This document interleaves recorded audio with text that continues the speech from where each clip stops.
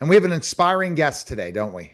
We do. We do. We have Dr. David Horton. He's an oncologist, advocate, and devoted husband who transformed and profound personal loss into a powerful journey of healing and advocacy.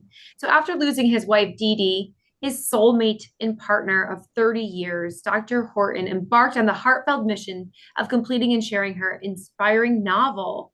Wow, that's amazing. Layering on layer, layer upon layer. This book reflecting Dee Dee's experiences as a college basketball player and coach and deep insights into empathy, resilience. And so we are so excited to truly welcome Dr. David Horton to our show today and to hear all about this story. So welcome. Oh, thank you so much for the invitation. I appreciate the opportunity to talk with you today. Absolutely. So first of all, I hear your accent. Where are you located?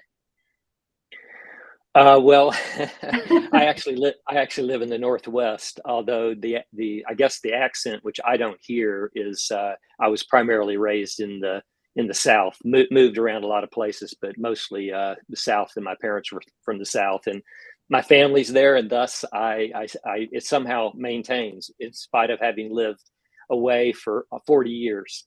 Well, my daughter goes to Ole Miss, so she's down in Oh. Mississippi, and so it's always fun to go down and see her and to hear all the accents. I love the Southern accent.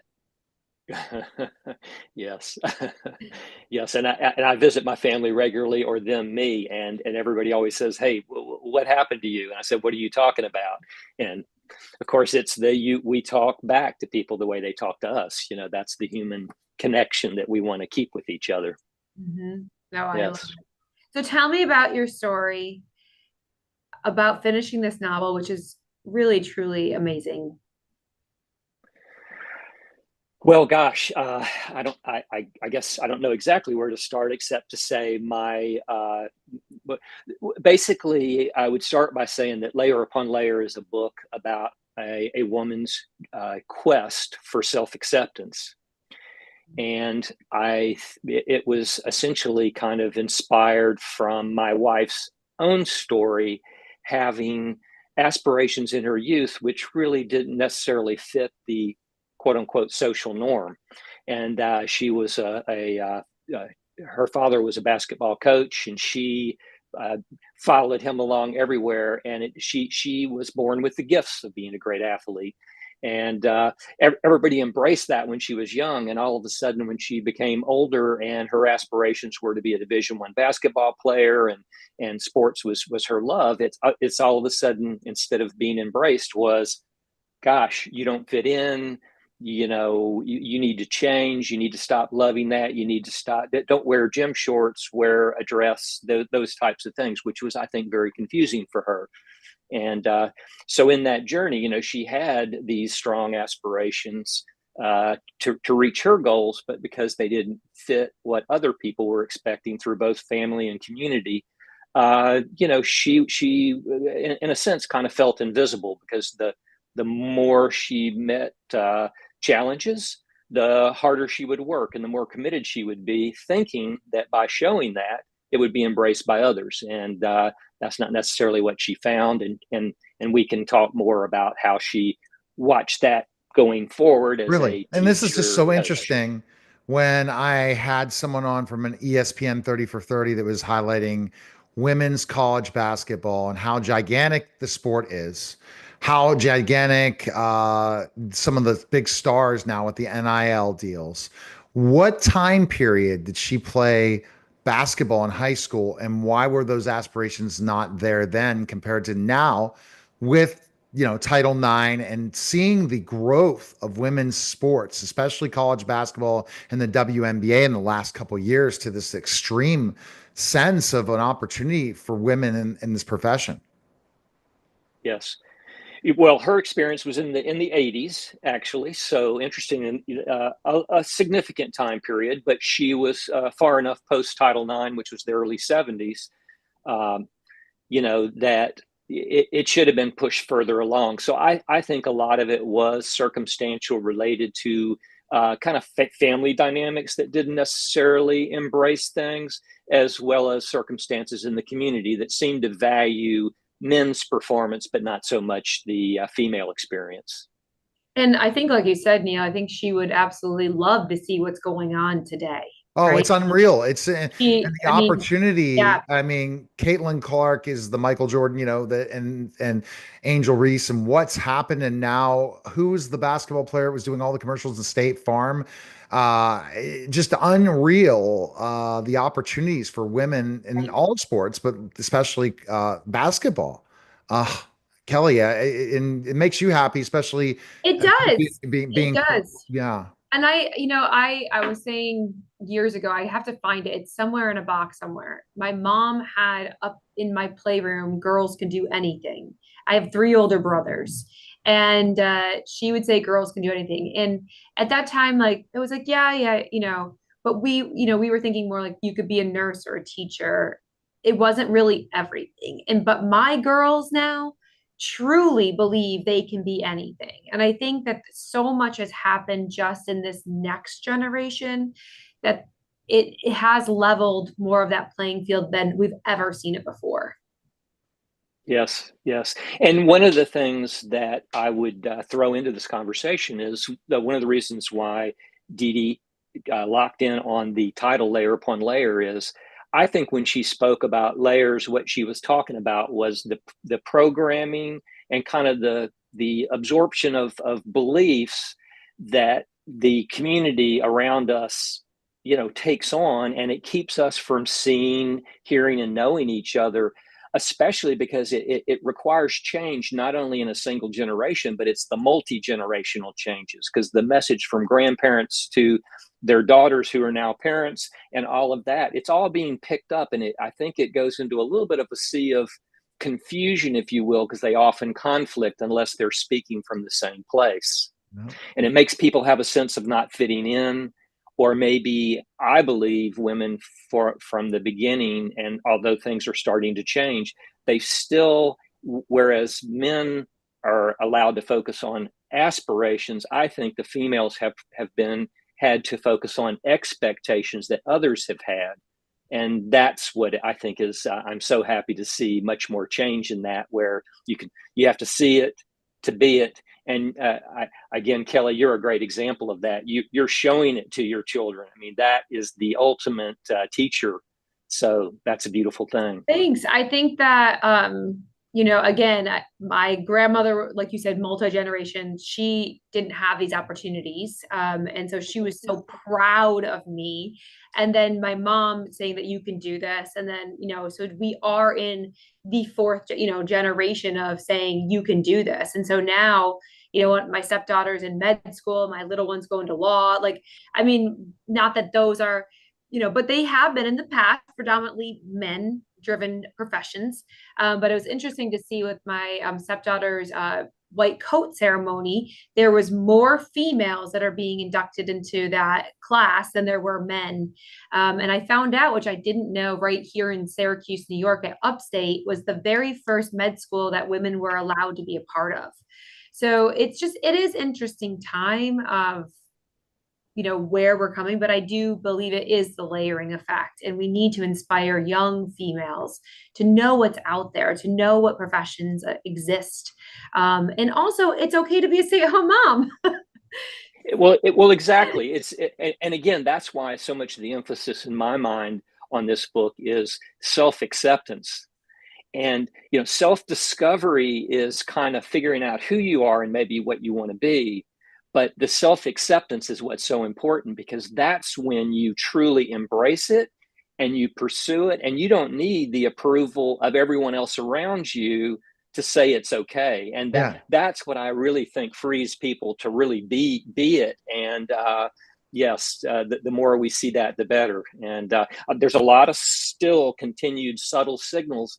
I think that Kelly would agree that women have to, not only do they have to work as hard as a man to succeed Yeah. in whatever field it is, they have to work harder. And then when you get there, you're probably going to get half the accolades that the guy next to you who didn't have to work as hard did. And I'm not saying that's intentional, because it's all interwoven into unconscious layers of beliefs and things like that. Yes. And Exactly. there's definitely still barriers. I think it's been brought up before. on this podcast. I don't know if we have or not, Neil, but there is a true statistic that less than 3% of women owners get VC money. Less than 3%. And Wow. that's in 2025. And believe me, I've talked to VC and they're like, oh, maybe find one that gives to women. Maybe find a women's VC group. Like I've actually been told that to my Jeez. face. And so it still is very interesting. And again, I'm a hard worker. I'll continue to work hard, but it definitely has been, I've been able to witness it. I think that Kelly, we're gonna have to start seeing more and more of that self-funding side, both sides, but at VC. And we all know that story of that one scammer that hurt it for VCs in Silicon Valley. I forget her name, but I'm not going to mention it. Oh, she Yeah, wore the black turtleneck. yes, yes, that she thought she was. I can't remember. I saw the series, it was fantastic, but I did pick up some things that were good of that entrepreneur. How she faked it till she made it, but she faked it the entire time. Now, Dr. David, thinking about the book, what was the ultimate goal of releasing this, especially because your wife wanted to release it and you decided I'm going to get this dream to have this released? Well, my number one reason was obviously I want to honor my wife. She was an amazing human. And so that's my number one reason. But I will tell you, my real directive is my wife taught me about invisible male privilege. And I grew up in a family of all boys. And again, I was just told aspirations, work hard, and you can be it. I did that, and it brought great success for me, and I was very happy with my life. But what my wife taught me is also I was trained to be the fixer. Guys, we have to remember this book is focused on programming related to females, which, by the way, males need to be aware of, because a lot of things we say are being interpreted differently because of how they're being heard from a different perspective. But this is it's just so important that we that we are aware of the challenges that females are facing. And where I feel so strongly about this is it changed my life, because my programming as a fixer kept me from being a true listener. I was always trying to listen to my wife based on going, oh, I'm going to help her fix this problem. And 9 times out of 10, she could care less about fixing it. She just wanted to be heard, and she was processing herself. She could handle that. And it was causing accidental disconnection. And we were very close by always. But once I learned that from her, and I learned to just kind of listen and be a supporter, not a fixer, it changed my life from all standpoints. I was a better friend. I was a better doctor. I was a better human. And so I see it as a gift to other people. And I believe if they read this of all ages, they will benefit, because it will make them look at that general perspective of not only the programming for females, but hey, look at your own programming to ask yourself, I want to be connected to people, not disconnected. And I think it will teach people a lot and will make their lives better. And that's my other big motivation, because it changed my life. And it was the greatest gift I've ever been given, and I'm trying to pass that on. But it's Dee Dee that brought that gift to me, and I'm trying to pass it on. That's great. I love it. So it's interesting. We are now doing this brilliant talk, and I say brilliant because I didn't come up with it. Someone in my team did, and I have help with tons of great smart dietitians. But they put together this beautiful PowerPoint presentation called Women's Health Throughout a Lifespan. And it is for both men and women to understand your wife, your daughter, your female colleague, and what could be going on with her during the teenage years, the 20s, the 30s, the 40s, the 50s, and so on. And there is a lot going on with us, both with programming, what we're taught, but also physically of what's going on with us. And I think that we need to understand, like you said, both men and women, of where we come into play with relationships. And I think at the work site, I don't know if a lot of men know what could be going on beyond, what you see. There's a lot happening with a female and the female health and the female body. Right. And that's Yes. so I was going to jump in, Dr. David. What I'm listening and hearing is you're true, the fixing. I think we have to learn to not fix problems, but however, unless they ask to be fixed, that they need the help. I think we have to, as men, we make a mistake to want to fix everything when we hear there's a problem instead of if they do want it fixed. Because sometimes, David, if you don't fix them, if you just listen to everything, you're in trouble too, right, Kelly? Yeah, my husband had to fix the door last night. That did need to be fixed. There's certain things, Kelly, you want fixed, not just the door, but also yeah, I didn't know how to fix the drawer. He does. So he's fixed the drawer. But it is interesting. My husband is from a history of physicians. He is one himself, and his dad was a psychiatrist.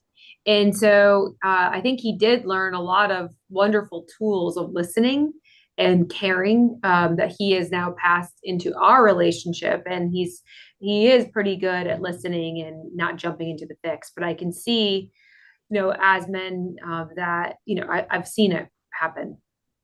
Yes, yes. Well, and with your expertise in nutrition, to me, the perfectionism that is pushed on females, especially as they biologically change. It's all of a sudden, oh, you're supposed to be skinny, but as things change, those cause mismatches and the mental illness that goes with that. That's another book. That's another whole book. Like I still have my mom's generation that talks about, this was my daughter's, my conversation last night. I said, Mom, you don't need to discuss everybody's weight. Like, we don't need to have a discussion about everybody's weight.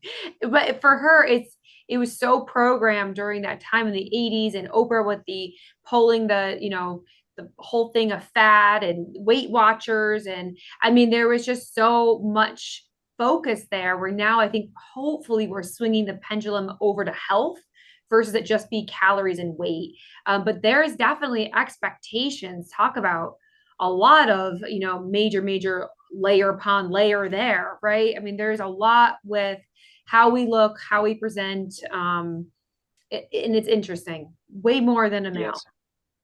Yes. And the other thing that the book emphasizes so much, and Dee Dee lived her life doing this, is the importance of mentorship.